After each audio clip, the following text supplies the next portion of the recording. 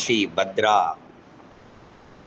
ஆன்மீக அன்பர்களுக்கு காளி உபாசகராகிய எம்.கே. பாஞ்சரத்னம் உங்கள் அனைவரையும் வாழ்த்தி வரவேற்கிறேன். அனைத்து வளங்களும் பெற வேண்டும் என்ற நோக்கத்துடன் இந்த சேனலை ஆரம்பித்து உங்கள் மேன்மை அடைவதற்கான எளிய வழிமுறைகளை எங்களால் இயன்ற அளவு உங்களுக்கு உதவி செய்ய இருக்கிறோம். இன்றைய பதிப்பத்தில் கடகராசி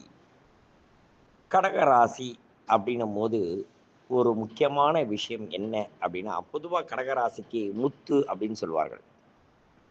இது தாயை குறிக்கக்கூடிய இடம், தாய் ஸ்தானம். இந்த கடகராசிக்கு என்ன அப்படின்னா 3 கிரகங்கள் தான் இந்த இடத்துக்கு இருக்கக்கூடியது. ஒன்று சந்திர பகவான் ஆட்சியாக இருக்கக்கூடிய இடம். 2 குரு பகவான் உச்சம் பெற்ற இடம்.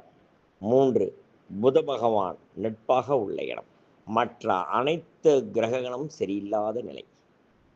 இப்படிப்பட்டவர்களுக்கு ஒரு நல்ல வளர்ச்சியை கொடுக்கணும்.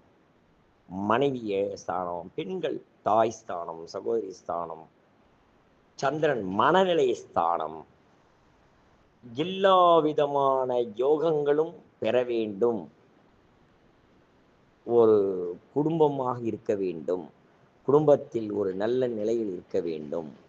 இப்படிப்பட்டவர்கள் என்ன செய்தால் நிச்சயமாக நமக்கு நடக்கும் அப்படின்னா,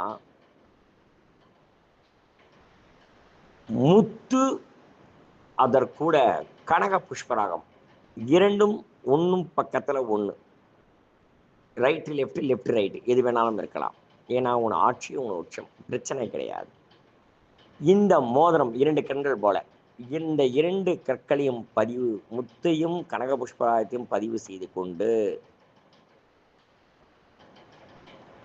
அவர்கள் இந்த மோதிரத்தை அணிந்தால் நல்ல பலன் கிடைக்கும். 100க்கு 100 உண்மையான பலன் எந்த விரையில் அணிந்தால் கிடைக்கும். பொதுவாக குரு சந்திர யோகம் ஆள்காட்டி விரல் அல்லது 2ஆம் இடத்துல மோதிர விரல், இது எதுல செய்தால் நல்லது? தங்கத்தில் தான் செய்தால்தான் நல்ல பலன் கிடைக்கும். அப்படி கொஞ்சம் வசதி இல்லாதவர் 5 பொன் செய்து கொண்டு போடலாம்.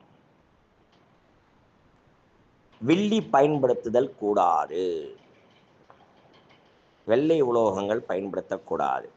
நிச்சயமாக கடகராசிக்காரர்கள் சொன்னது போல் கனக புஷ்பராகத்துடன் முத்து பதித்த மோதிரத்தை அணிந்தால் ஆச்சரியப்படும்படியாக 100க்கு 100% அவர்கள் வாழ்க்கையில் பெரிய திறப்பங்கள், தொழில், மனநிலையில் இருக்க குழப்பங்கள் நீங்கி தொழில் மேன்மை, தாய் ஆரோக்கியம், சகோதரி ஆரோக்கியம், குடும்பத்தில் மனைவி ஆரோக்கியம், பெண் குழந்தைகளால் நன்மை, அனைத்து விதமான ஸ்தானங்களும் மிக நல்ல நிலையில் வரும்.